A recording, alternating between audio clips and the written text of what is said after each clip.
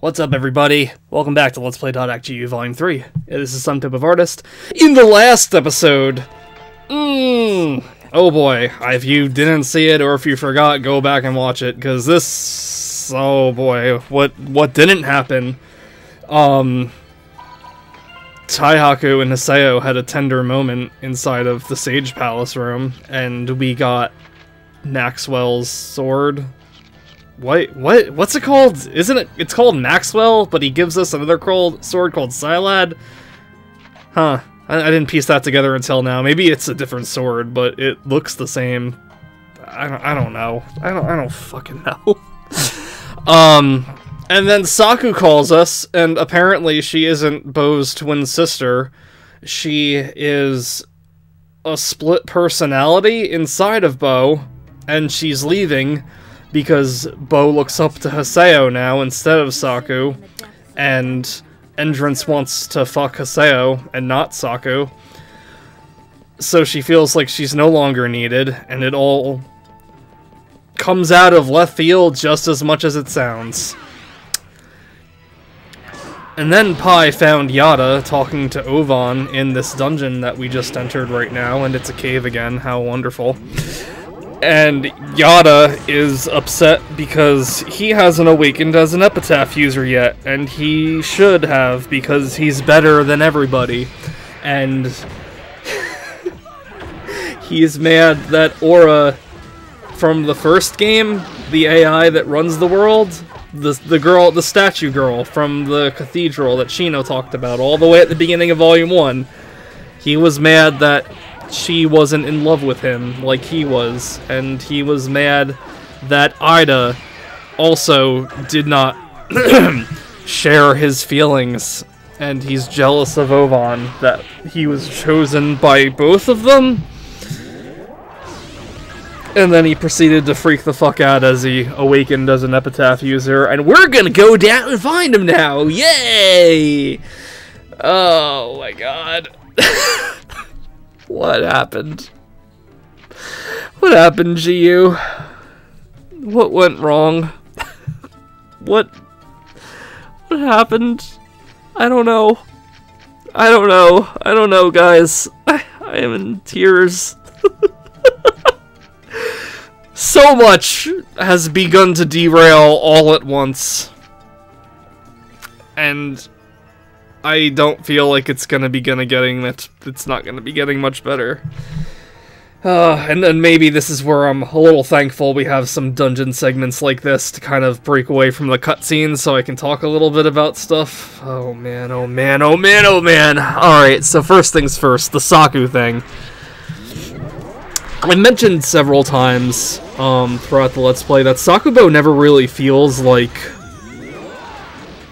Sakubo feels weird as an Epitaph user, because as an Epitaph user you would expect them to, like, I don't know if I would say play a more prominent role in the story, because honestly, like, not all of them do. But they all have their, like, big moments in the story, and Sakubo, I feel like, never has one. Sakubo, maybe it's because they're, like, two characters, but Sakubo never really feels like they have, like, one big concentrated story moment, except for maybe this one here, and this one feels pretty weak to me. It feels like something that's just thrown in your face with, like, no build-up at all, and you just kind of have to accept it and move on. Kind of like they realized, oh shit, we don't have anything for Sakubo. Here. You know, Sakubo always, if it's Saku, it feels like it's just a sidekick to Entrance. And if it's, Bo, it just kind of feels like Adelie and Hiseo playing, like, big brother and sister to him. You know, Sakubo, this whole thing with Sakubo, this just, it comes out of nowhere. It doesn't make a lot of sense to me. I guess it could explain, like, the two character thing, but I don't know. I kind of felt like the twin brother and sister thing was better. I don't know. It's just it's very strange. It's very anime, I guess. But God, I don't know. It's just something that's like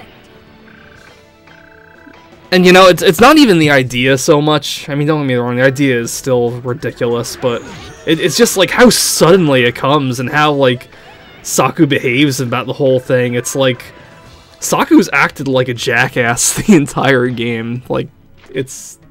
So, like, it's like the same thing with Yata. Her coming up and, like, being so overwhelmed with, like, something that we have had no context for is just so weird to accept in a story. I don't know. And that brings us to Yata. So it's like, Yata's also been quite the asshole this entire time, and, like, in Pai's, like, he's closed off his heart, and, like, all of a sudden we see him, like, talking about being in love with Aura and Ida and super jealous of Ovan. Just, like, all this stuff that just comes out of nowhere. And I guess it makes sense, because it's like, Wise Man, Yata was Wise Man from the first series, so Wise Man played a pretty big role, and it kind of makes a little sense, like, okay, but he wasn't the big #1 hero. Like, he never got the bracelet like Kite did. He wasn't, like, I don't know. I don't know how you would explain it better, but, like, I guess he just didn't feel, like, as important of a character as he thought himself as, and it just made him, like, into this. Speaking of this, here he is.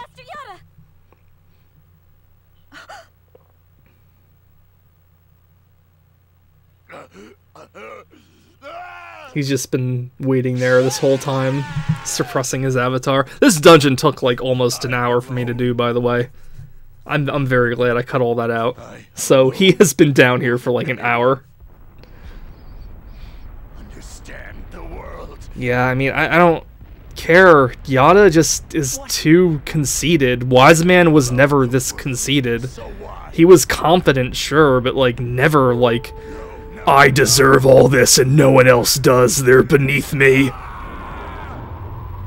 It's like, oh boy, man. Seriously. But at last, it's time for our final Avatar battle. Not our final Avatar battle, but, like, the final Epitaph user we go against. This is Fidchell the Prophet. And I always forget what this thing looks like. Like, it's like been a long time coming. It feels like a pretty long time since we've actually fought an Epitaph user. But this is the only one we're fighting in this game too, for that matter. And for all the stuff that happened in the story, I kind of feel like you know, we're kind of beyond the Epitaph user reveals. So I don't know. Sorry, I always have to do that. But anyway, so this is Fidchell the Prophet. Fidchell the Prophet was the 4th phase in the original series. You fought him in Volume 3, actually. He had an interesting thing after you defeated him where he made a prophecy about what was going to happen in the real world. I mean, it was, like, more poetic and stuff like that, and it wasn't, like, directly stated about happening in the real world, but, like, Kite does make a mention of, like, the things he learns in the news shortly afterwards about, like, this is all stuff that Fidchell said.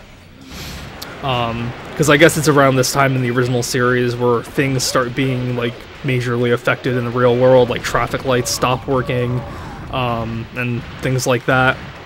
Because don't forget, because GE will never tell you, the world in which Dot Hack takes place in the not-so-distant future that is actually this year, a lot of the real world is being kind of controlled under a single operating system called Ultimate.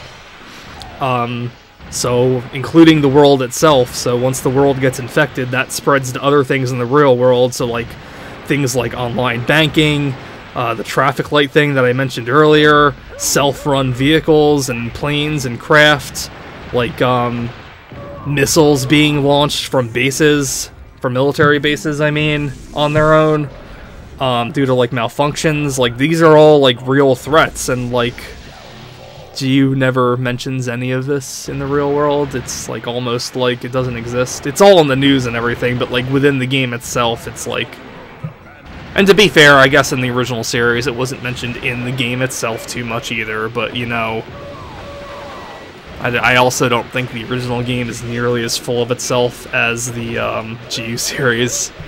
I mean, that could be debatable, because there is certainly drama in the first game, but I don't know, it's something I'm definitely, personally, more accepting of than GU.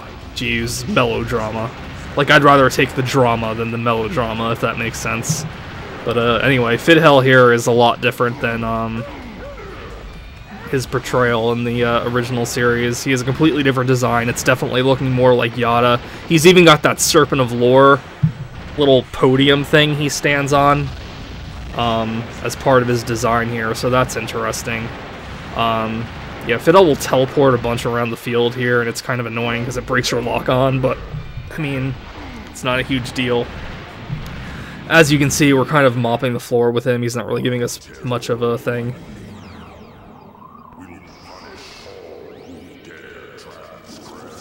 But he does share this voice thing that Fidchell has in the original series. Fidchell has this like very deep, kind of intimidating voice that he uses the prophecy thing with, and I think I don't know if it's the same voice actually, but it sounds very similar. And like the first series, we'll also get a prophecy at the end of this.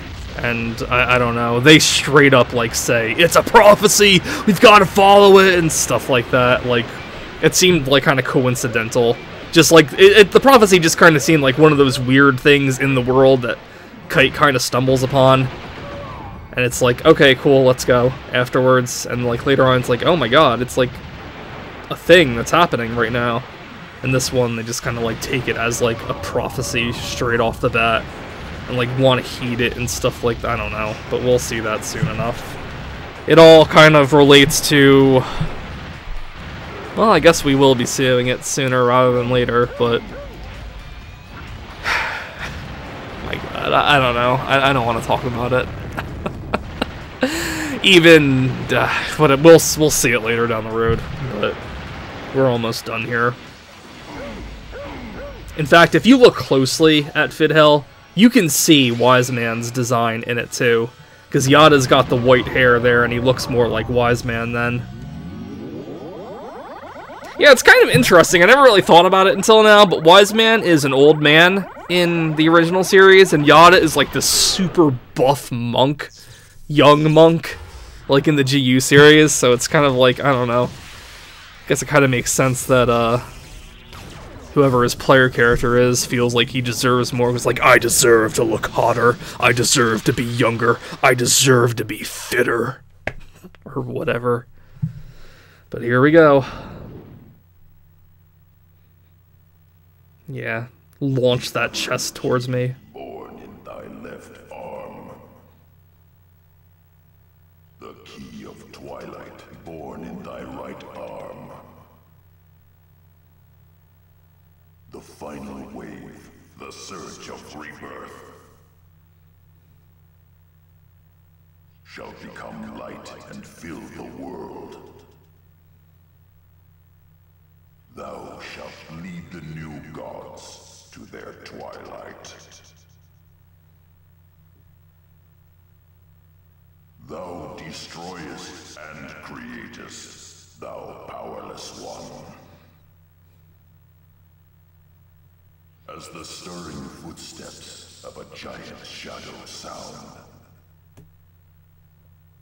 Oh, blessed be the little ones.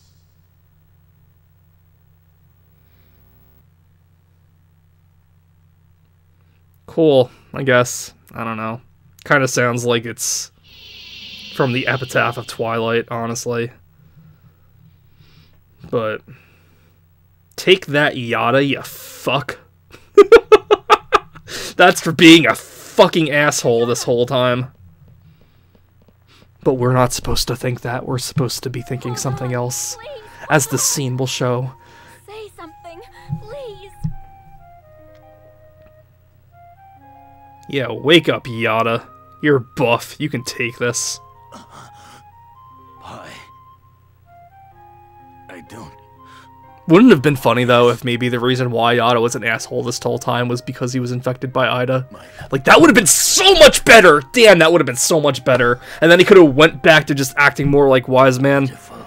God damn it, man. Even though I love the world far more, and know it better than anyone else. Yeah.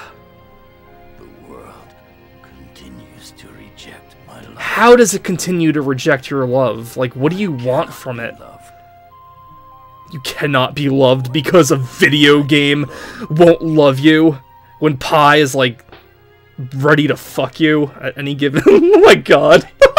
That face Yata makes just now! Isn't that because you don't even try to accept the love? It's like that face Knuckles makes at the end of Sonic Adventure 2, when he's, like, looking at Sonic and Shadow before they're turned into Super Sonic and Shadow.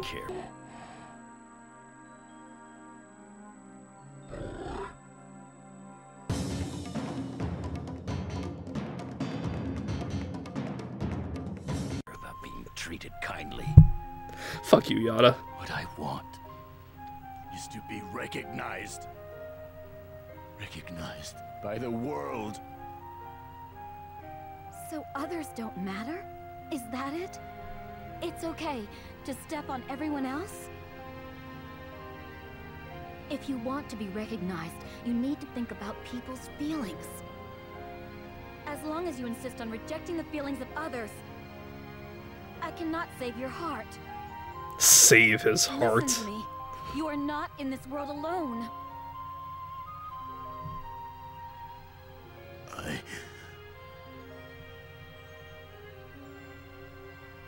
You'd better go. Leave him to me for a while.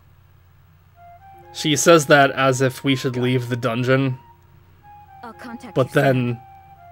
Okay. they leave the dungeon. So it's like... Why'd you say that, Pi? Oh boy, oh boy, oh boy, oh boy.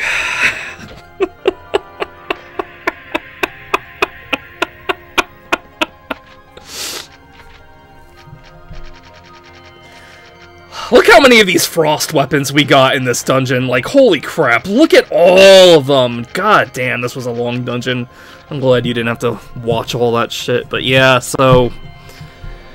Dude, I don't know. This all feels like an extremely quick way to try to bring some kind of character development to Yata.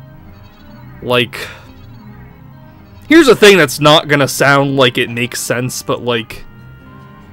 I don't think you always need character development in a story. You know, not every character needs development. It certainly would make the story more interesting, but like... I really feel like not every character needs it. Yata, in the context of this entire GU plot, really didn't need it. None of the characters from the first game, actually. The first games, the first series, I mean. Not like Volume 1 Rebirth, but like the first Dot Hack games. None of them really had like arcs or anything. Like, Balmonk maybe, but like... I don't know. Like, sometimes... And this is gonna sound even stupider because of my, you know, I'm always complaining about the tropes and everything. Sometimes characters just need to play their roles in, like, the plot. And if the plot is good or interesting, I feel like sometimes that's all you really need. But, like, when Yata, like, the thing with Saku, the thing with Yata, this all just feels like... Maybe it's character development, but it feels so forced and unnecessary. Like, I'd rather have something that's shallow, but, like, does it well, than something that's shallow, but it's trying to pretend to be deeper than it is. I don't know. That's just me. What are we doing? We have a lot of this video left to go. Are we going to go do a quest or something? I don't know. Syllabus is with us. Or is this where, this might be where the Ceranosis thing was, because I think we got the keyword from, last episode about the next part in this quest.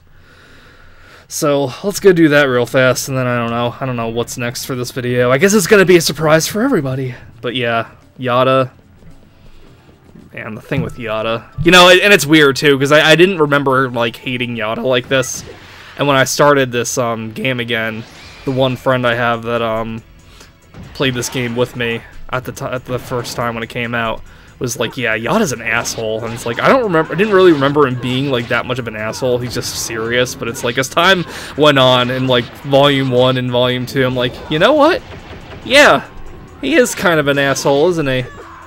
I was just like, someone's an asshole in this game, but you know Haseo's here, right? How can anyone compare?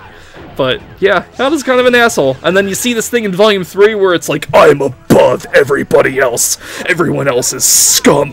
I love the world more, so she should love me. It's like a brat in like middle school that has like this big crush on a girl that he barely knows, and it's like, I feel things more intensely, so she deserves to be with me. And it's like, god damn it, get off your fucking high horse, man.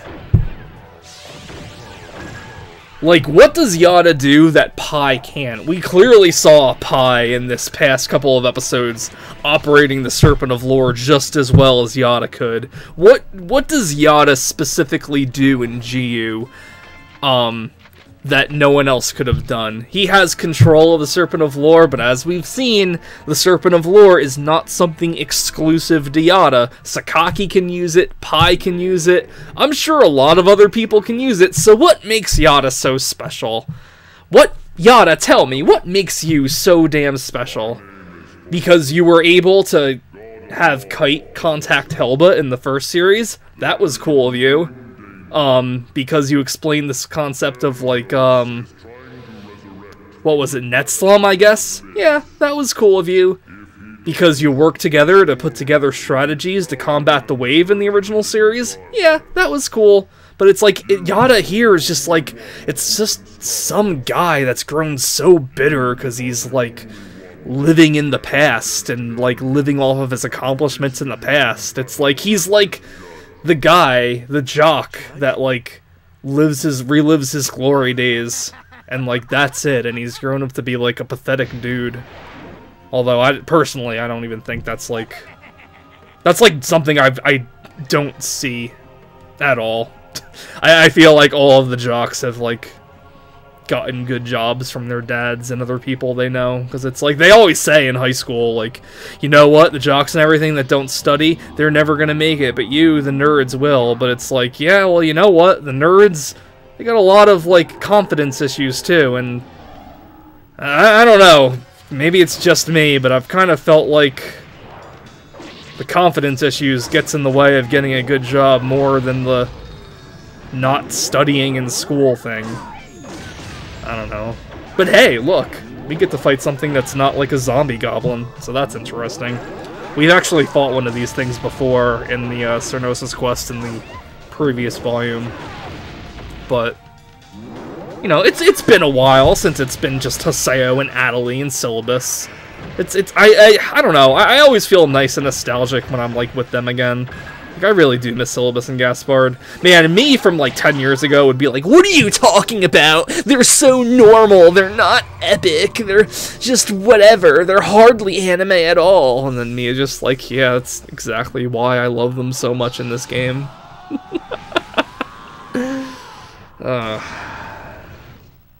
It's weird, it's still weird for me to see Haseo using Data Drain, like Kite would. It's not the real Data Drain. This isn't the real dot hack. This isn't my dot hack. It's like, I don't know. Like, what would a commercial for this game be? You thought you knew dot hack? Think again. This isn't your dad's dot hack. This is dot hack edgy. We got Haseo in his black spiked armor. He's got claws. He's got an attitude. He's got guns. Aliens invade the world, and he thinks that you're part of his family, and it's up to you to decide, do you be a hero, or do you go down the dark side? Coming Christmas 2005, dot hack GU.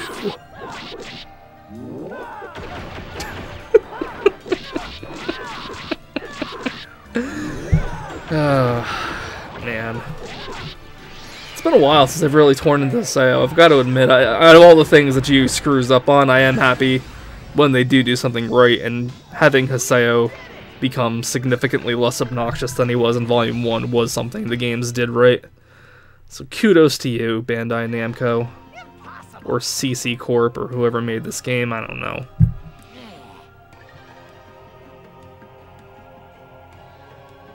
Are we done? Are we done, dude? How many times do we have to do this?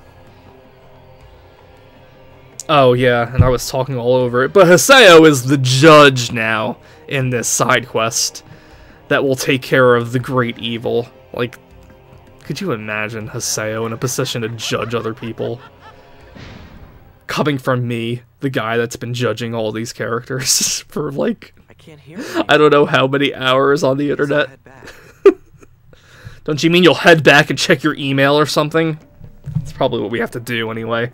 It's probably what the rest of this episode's gonna be, just checking mail and stuff. I can't imagine starting anything new this late into the video.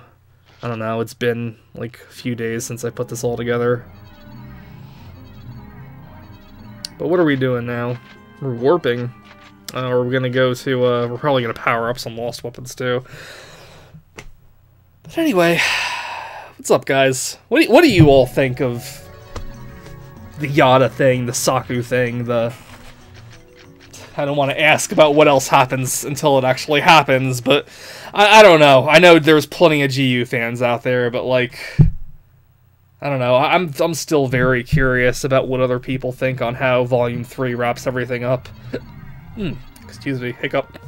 Oh my god. Not the hiccups. Oh wow. So, when we get all our virus cores together, and we can't power up anymore, there is one last level it can do, and you've got to fight one of those bosses that we fought in the first volume, the second volume, when we were fighting for the lost weapons to start with. But as you can see, they're at level 135, so it's something you're going to be taken care of in the post-game.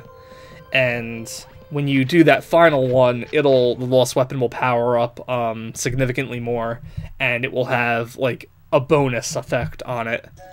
Like, not a bonus effect, but, like, an enhanced effect of its bonus. Like, Adeli's, well, actually, I don't really remember. What am I thinking of? Like, I know, like, with Engine Senpai, there's, like, a 50% chance to, like, inflict charm and confusion. I think it's, like, either increased, like, 75%, or it's always inflicting, or... Oh, hello, Ovan. Epitaph users have all awakened. That we have. What's the matter? I know. Oh, your little kidnapped girl. Where did you go? Where did you go? I know. If only she was a part of your member list, and you could send her a short mail. But that would be stupid, right, guys? Alright, what do we have here? New mail.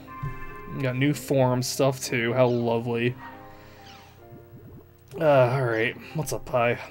Yata got the management to agree to reinstating the GU on one condition. Take care of the Ida problem as quickly as possible. Wasn't that the condition he got in the first place? About Yata, you got his mail, didn't you? Not yet. I think he's felt something about what we're dealing with. I'd like you to accept whatever that is, if you can. I've been ordered to locate Ovan. You just stand by. Lay low until I contact you. Man, like, Pi really does do, like, all the work in this volume. I've got to hand it to her. She's still not, like, a character I particularly like, but... Volume 3 Pi is definitely a lot more, you know, sympathetic than the previous two volumes. There are now 7 Epitaph users in the GU, including myself. The only one remaining is the user of the Epitaph of Rebirth. I'm sure you have some idea who that is. I mean, yeah, you were there when it happened at the end of Volume 2. All 8 Epitaph users have awakened. If our present situation is still all a result of his plans, then I'm sure Ovan's moved on to the next phase of his plan. I've asked Pi to take care of looking for Ovan. I'm going to analyze Fidchell's prophecy. You must stand by until I have a result. Haseo, we'll be working together again. I'm counting on you. You know, he could apologize or say thanks for saving me or something, but no. Just, like, straight back to orders. Even for email, that's not much to go on. We can't solve this problem without Yata. I'm sure we can. I don't like anything about this, but I've got no choice except to play along. Stories from the past. Oh boy, tell me about when you were a wise man. I was once a player here in the world. I took the role of an information broker, and even tried my hand as something of a hacker. As fellow hackers, Owen and I had something in common. At least that's what I thought.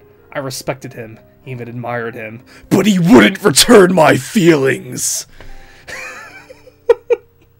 But at some point he suddenly changed. He started dragging that bizarre arm around, wandering through areas aimlessly, and set up the Twilight Brigade to search for the Key of Twilight. I don't know why he changed, or why Ida took up residence inside him, or why people are becoming lost ones. Well, I think you should understand that, if you were wise man, but, you know, whatever. I don't understand any of it, but I know there's some reason driving all of his actions. Yeah, no kidding, but what could it be? If only he wasn't so mysterious. Yeah, I don't know if, like, Owen was supposed to be a character from the original series, too, or just, like, someone wise man knew, but, like, didn't, like, mention because he wasn't important in the game. I don't know. I located an Ida signal in Epitaph. Oh, that's interesting. We haven't had an Ida signal in a town before. Huh. There's been an Ida detection in a town? We've got to get to Epitaph. And our last one's from Saku. So I hear Bo sent you a mail or something. Just so you know, I don't plan on listening to anything you say. You know, I was born because he was crying all by himself. But Bo's not alone anymore. He's got you guys. So I'm gonna vanish now. This is for the best, especially for Bo. Blah blah blah, feel sorry for me. We'd never be any replacement for you. You're the only one who can be Bo's big sister. Well, Adelie has taken on that role too, but, you know, whatever. Yeah, so, like, she sends you, like, 3 or 4 of these things. Like, if you're tired of Saku's shit, just be a jerk to her, and apparently she leaves. I've never had that happen to me, because I usually respond nicely, but, I mean, it's an option, and I'll give, you know, Jiu props for options. Ooh, a rumor. Paradise. Oh.